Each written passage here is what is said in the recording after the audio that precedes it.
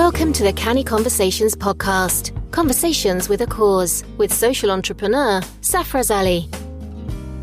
Saf came relatively late to entrepreneurship after working in both the public and private sectors. He coined a phrase that describes what he does as the mad entrepreneur that's make a difference entrepreneurship. As well as being the author of the Canny Bites books, Saf's business interests cover health and social care, business and corporate events, as well as him being the CEO of Pathway Group, a welfare to work and skills provider.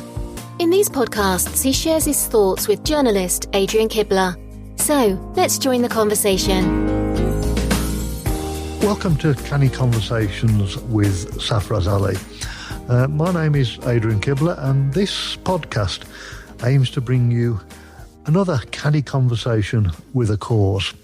Conversations that we hope will captivate your curiosity cannily. And the conversation this time looks at another aspect of people in business, and that's the issue of leadership.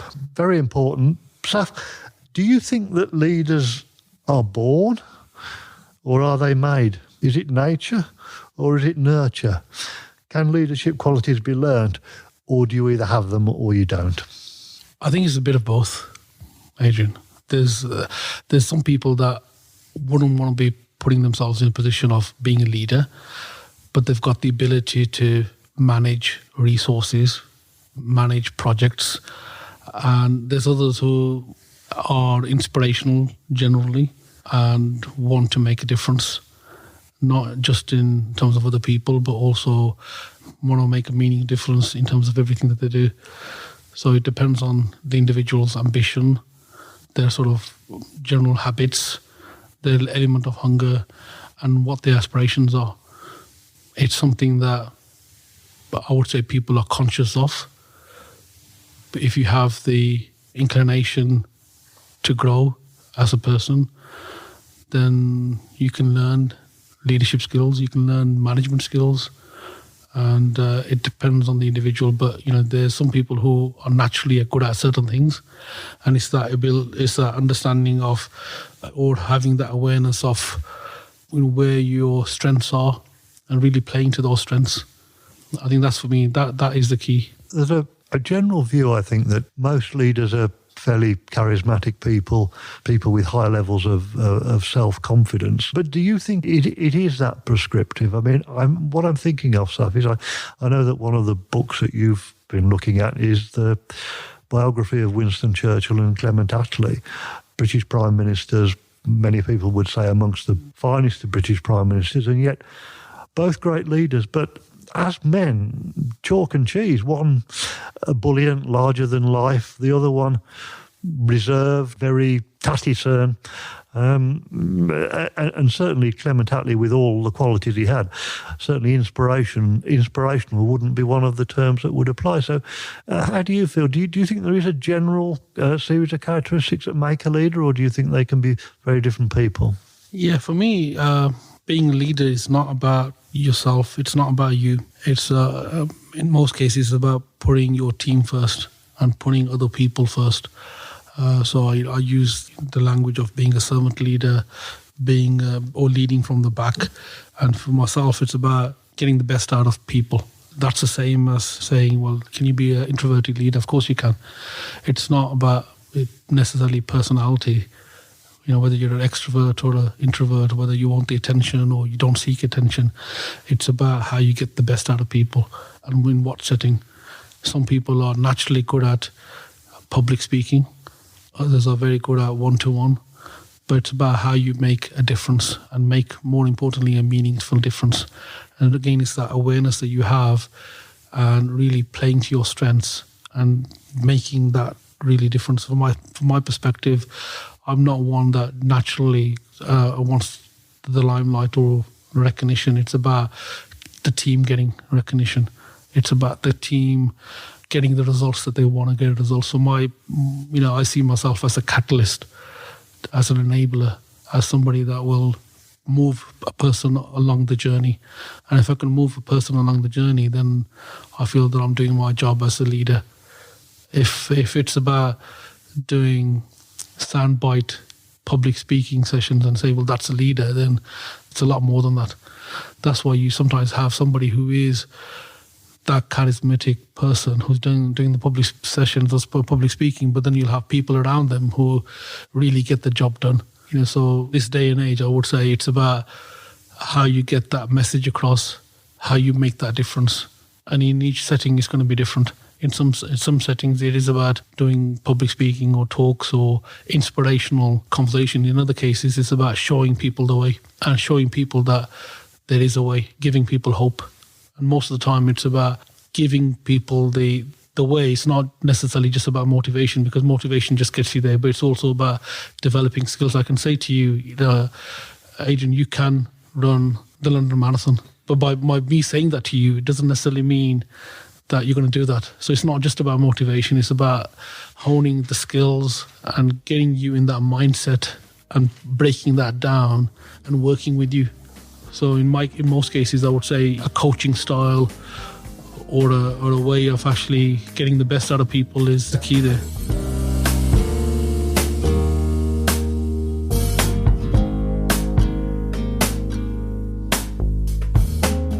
Just to remind people that our Canny Conversations are built around the Canny Bites books that you've written, all a good read. One of the things in one of the books, Saf, that I particularly picked up on was you talk about leading from the back. Is what you've just been talking about a sort of example of what you mean by leading from the back? Because again, the common view is that leaders lead from the front. Just help explain a bit more what you mean by leading from the back. For me, a great leader knows how to lead from the back. What that basically means is that it's not about them. They're not the centerpiece. The key thing is about getting the results. It's about fostering an environment where individuals grow, creating and cultivating an environment where you're creating future leaders. You're creating people that have got a path that they're working towards, and it's really about them. And so if you move it away from yourself to your staff, to your team members and to other people, then you're, what I would say, leading from the back. It's not about taking the limelight. It's about sometimes listening, allowing people to be open, sharing your own vulnerabilities, absolutely key in terms of sharing your own journey, your frustrations, the issues that you've had, being open, creating an environment of trust, a safe environment, and allowing people bite-sized to take the path that they want to take. During your working life, you're obviously now in leadership roles, but obviously, perhaps in the earlier part of your career, are there any leaders that you've come across who particularly impressed you with the way they've operated, and why what they've done as, how they've operated stuck with you and you've learned from them? I think I would say I've learned from nearly every single work situation that I've been in any environment that I've been in. I try and learn from people around me. If they're a team member, one of my ways of thinking is that, you can learn from every situation, every person. Be open to the learning, be open to the fact that somebody can make a difference to your life and say something that might change the course of direction for you or change some of your thinking. I'm quite open about being persuaded. When politicians talk about changing their mind and flip-flopping on certain things, I think that's sometimes a positive thing, because it just shows that you've got the ability to consider something openly. You're not fixed in a mindset. You've had more information, you've had additional information, and you've had thought about it, and you've changed your mind. There's nothing wrong with that. So, that's a little bit of a bugbear where people say, well, actually, he's done a 90 degrees on that and so forth. That's a positive thing I see. But in terms of key individual people, I think this is something that I've learned from everybody. There is a particular, my early days, going back probably 20 years plus, there was a lady at Sandoval Council when I was employed at the local authority, which was one of my first jobs. 1998, a lady called Hajinda Mangat. She was head of adult education social services, and social services was going through a tremendous change, particularly with regard to outsourcing care. This lady was very resilient, She was dealing with social workers. She was dealing with local authority cuts. She was dealing with changes in government policy and a lot of demands. And I just found her very inspirational. She was a lady that engaged, empowered, and I would say enriched people. And I just found her an easy person to speak to. She didn't share her frustrations with us. She dealt with the pressure and absorbed that pressure, but relayed to us what was important. And for me, that was absolutely key, where very encouraging, but also showed us the path of what we can do. It was a time of a lot of uncertainty as well. And I think she was a person that we all looked up to. One of the most respected leaders was Sir Alex Ferguson, and still is, and he's doing work with corporate businesses now. Best known, of course, as the highly successful manager of Manchester United. And Sir Alex once said that a good leader doesn't have to be loved. A good leader doesn't operate on the basis of engendering fear, but what is absolutely essential and is a given in every effective leader is that they be respected. Would you agree with that? Yeah, I think in that particular case, it was about integrity, wasn't it? It wasn't about the person in terms of personality or any issues, but what you believed in, it was the person was honest with themselves, practiced what he preached, and he wouldn't say anything that he didn't believe in. And I think that's at the heart of it. So in that particular case, it's about integrity, it's about honesty, it's about being true to yourself, and you knew where you stood with the person. So therefore, automatically, you will respect that individual. It's not about differences, and it's not about how whether you like or don't like the response or the answer. It is about integrity, and I think if you know where you stand with somebody, or you know that this person is true to themselves, they practice what they preach, then automatically, I would say most people would say you would have some element of hats off and respect for that person. Going a little bit further, I would say, we automatically should be open to respecting anybody. And you start with automatically giving respect to whoever it is, whether it's it's somebody in any particular role or any situation. We shouldn't take it any personal, or shouldn't disrespect somebody because they have a viewpoint, or they're in a different football team as an example, or political party. It's never to the level where you should take it that level of personal insult, because then I think it's not a positive thing.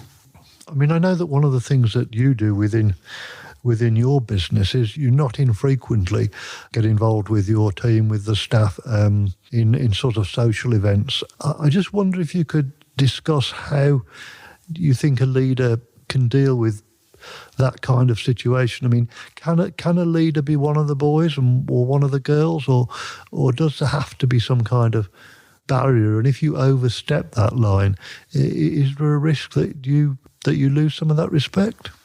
For myself, I like to be friendly, not necessarily friends, and that's the key thing here. Be friendly, be open, be in a position where you're easy to talk to. People know where you are, and you have a good, positive relationship with anybody, but not necessarily want to be friends or be liked. It's not about being liked or being friends, but friendly, professional way of approaching and talking to anybody, dealing with anybody in any situation. Just be friendly, be nice, be kind.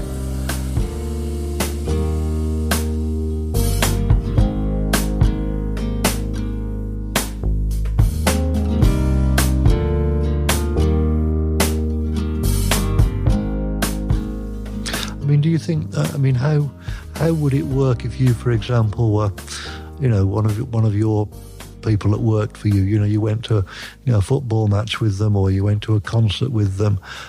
During that period that you were with them in what I'd call a non-work situation, how would you behave? Would you behave as friends might behave together, or would you always have to be conscious of the fact that you'd got the working relationship?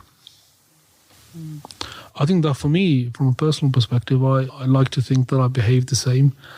Whether we were at that football match or whether we were in the office, it'd still be friendly, still be open. But it's not about being friends. There is an element of a relationship there where it has to be professional, and there are certain restrictions that I would have, certain barriers, self-imposed, that I would have, and you naturally know what your limitations are. A lot of businesses are small businesses. That makes up the majority of the businesses in the economy are really very small businesses, and a high proportion of those businesses will be family businesses, and I'm sure that people running family businesses would value your thoughts on this. The dynamics within a family business, can they be the same as in a more traditional business situation? I mean, a chap once said to me, he said, he ran a small business, and he said it's incredibly difficult, he said, because you can't turn around to your son and say, sorry, son, I'm going to have to let you go. Oh, and shall we go and have chips tonight? Yeah, it's one of those damn if you do, damn if you don't situations. But I see it like with anything else. A business is an organisation. It's not about the family. It's an entity in its own right. It has certain rules, certain ways that you need to do, and it's about systems and processes. You start off with having clear lines of accountability, responsibility, clear rules in terms of what the expectations are. And if you start with the right foundations, then you've got very large, successful family businesses. So each to their own, really, in terms of that. I mean, sometimes people see these as problems, obstacles, but a lot of it goes down to how they're set up, what their foundations are. Is there an organisation structure? Is there systems? Is there processes? It's not about taking things personally, but it is about creating a culture, environment, working to your strengths. It's a positive thing, having family members in the business. But it's really about those lines of responsibility, what people are accountable for, responsible for, and it's just ensuring the fact that people stay within that level of remit, and how would they behave if it was another organisation, and would their thinking change, would their behaviours change, and what that culture and that environment is. I mean, because you come across all sorts of businesses in the work that you do, and you come from a community where, there are a lot of family businesses. I think what you're saying, Saf, is that you don't think there have to be any particular problems with family businesses. No, I mean, if you think about it, the large organisations out there, they want to cultivate a family environment. So they, we say, with team pathway, or during the pathway family and so forth, you want to create an environment where it is a family environment, where people are hopefully getting on.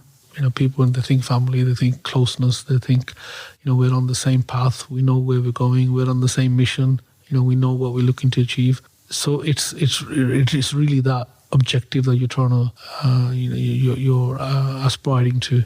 So larger organizations will create environments, will create a culture where it's a family type setting, a family type culture. And a lot of that is predominantly talking about closeness with regard to the objective, the vision that you're looking at, and also in terms of how you get on with people. Because that's the key, is that in terms of how people get on with each other. Even in terms of if there's conflict there, is there a positive within that conflict? And if we can leave and park things and just move ahead with the job and with the objectives, I think that's the key. One of the things that interests me is the relationship between leadership and ownership. And what I mean by that is, let me give you an example.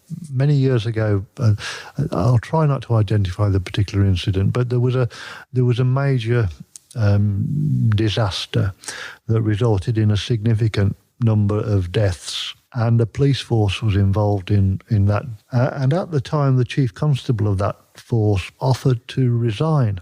And somebody said to him, well, you weren't there. You were not actually involved in planning this particular event. Why are you offering to resign? And he said, I might not have been there, but the buck stops with me because I am ultimately responsible. Do you think that's fair, that a leader ultimately has to accept responsibility for mistakes made by subordinates, even if he or she has played no part in it? What do you think? Yeah, I think in each case is different, but I fully agree with the level of ownership and accountability. There's a lot of people who have this way of blaming others, having excuses, or sometimes are in denial in terms of what's actually happened or their involvement. And there's many examples where leaders don't take the responsibility; they blame others. So, and that's, I would say, in minority of cases that would happen, where the leader would stand up and say, yes, the buck stops with me, and I'm willing to forgo my position or walk away from here. In many cases, in smaller businesses, we don't have that luxury of walking away as well. So, so sometimes, you're in a position where it rests with you to sort things out as well. In some organizations, yes, you can walk away, and that might be sometimes the easier thing to walk away. And in other cases, in most cases, I would say the harder thing is actually fixing it. And it's about doing what's right and actually moving forward. So whatever works in whichever situation needs to be looked at, and in each case is going to be different. Sometimes having too much change can be an obstacle, and in some cases it's a system that's an issue, not necessarily the leader. In other cases it's a leadership team.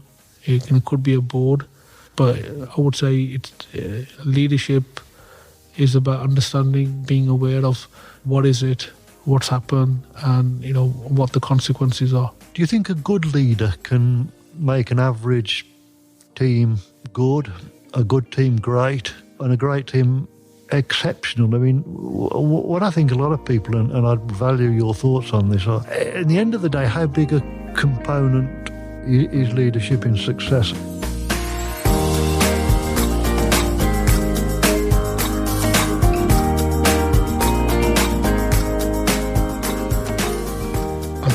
I think if you're saying about changing people, I don't think you can change anybody unless they're willing to change themselves.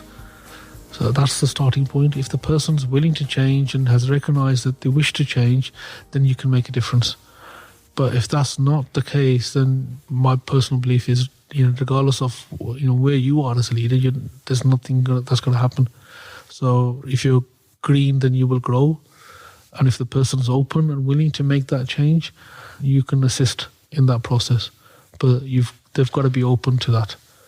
And I think, they've got to have the hunger, the desire, and then you hone in on those skills and hone in on that.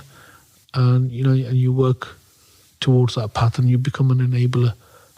But, you're assisting that person to be a better version of themselves, to improve themselves. That's the key. It's about them. I think you're absolutely right. I think what we're saying is that leadership is important and leadership can make a difference.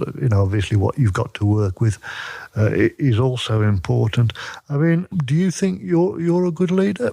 I think I would like to view myself as somebody who's on a journey. I looked at myself and I've said, that was an awful decision, or, I handled that terribly wrong. And there's always those situations where you can be hard on yourself. And sometimes I can be harder on myself than I would maybe somebody else. So in terms of, whether I'm a good leader, have I made a difference? In some cases, yes, I have. In other cases, I've miserably failed. And in each case, it's different. You've got to be aware in terms of where you excel and what you've done well at, have that emotional awareness, self-awareness. And then be able to work out what the best solution is for that. One of the barriers a lot of small businesses have, and I'm not sure how, in your working life, how you've coped with this, but obviously to grow any business, will get larger, there'll be bigger numbers of people involved. And one of the great problems that some of us in business have is the ability to delegate. So, I start with the viewpoint that, if I set up a business, ideally I want that business to run without me. So my definition of a business is a commercial, profitable enterprise that runs without me. So my first job is to remove me away from the day-to-day, the operational aspect of it, and from the business. So if I think to myself, if I was to not be around for a set period of time, say 2 months, 3 months, how would that business work? And I look at that from a perspective of every leader needs to be in a position where, they replace themselves. The key then is about giving people ownership. Delegation, in some cases, is about tasks. In some cases, it's you can change your level of delegation, where it's a bit more sort of command and control, and there's different levels of delegation. You want to be in a position where you give that responsibility to somebody else, and they do it in the way that you're going to be happy with. And if you can have that comfort, then I think that's a fantastic position to be in, because then you've created an environment of other leaders.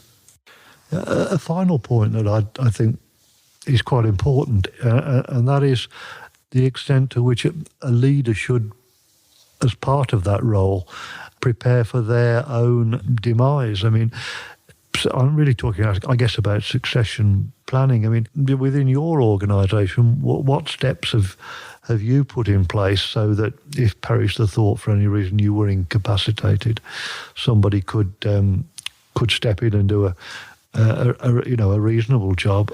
Yeah, succession planning is part of any risk strategy. You need to be looking at the team around you. In our case, we've got an executive team. They're individuals where we collectively look at certain things, and I look at them for answers. My job is really to listen. I say to myself really that if I'm doing most of the talking in a meeting, then it's not a good meeting. I want to be in a position where I listen to the responses and the answers and look at what their solutions are. I'll ask maybe one or two questions and I'll leave it in their capable hands. So from my perspective, even though I'm there, it's more, or not there, I've got that element of trust and understanding that things are moving along. And it's really being able to create that environment where you've got people around you who are on the same path and on the same journey. Not necessarily one key person to say, he's got the title of managing director and CEO, and then, this is going to pass on to somebody else. But it's really creating that level of senior leadership team that can support you. The clock is ticking, but I just want to finish with one thing that interests me. I know that I asked you at one time, if you had the chance to have a cup of coffee with people from, history or from the present day, who would you really relish the opportunity to have that chat with? And you mentioned Imran Khan, who obviously was a highly successful leader of the Pakistan cricket team, led them to their only World Cup success, and then, of course, moved into politics and now leads Pakistan. I mean, is it because of his leadership qualities that you'd like to talk to Imran, or other reasons as well? I think in that particular case, I mean, I've my view is that the Prime Minister of Pakistan, Imran Khan, has actually learned to lead. He's learned to lead and he's learned to adapt in the environment that he is in. And he openly says that, he's come from a different environment, but he had a burning desire. And really why I feel he's an inspirational person is the fact that it's that obsession, that one-track thinking. It's an inspirational story. Most of my time now, I try and spend with people who are my peers. I can feel their pain and they can feel my pain, and we've got more to share, and I feel I can learn more from their from their experiences, and also I can input more. So those are the conversations I prefer now in terms of working with people or talking to people who are my peers, as well as people who are on the journey themselves, because I feel I can embark some knowledge with them, but also soak up their energy, their get up and go, as well as possibly who are people who are maybe ahead of me, because I can share from their experiences. Those are the sort of conversations I really look forward to. Unfortunately, we run out of time. But now comes the time to curtail our canny conversation with a cause. I'd like to thank our listeners and invite them to catch up at their convenience. So until next time, over and out. Thank you. Bye.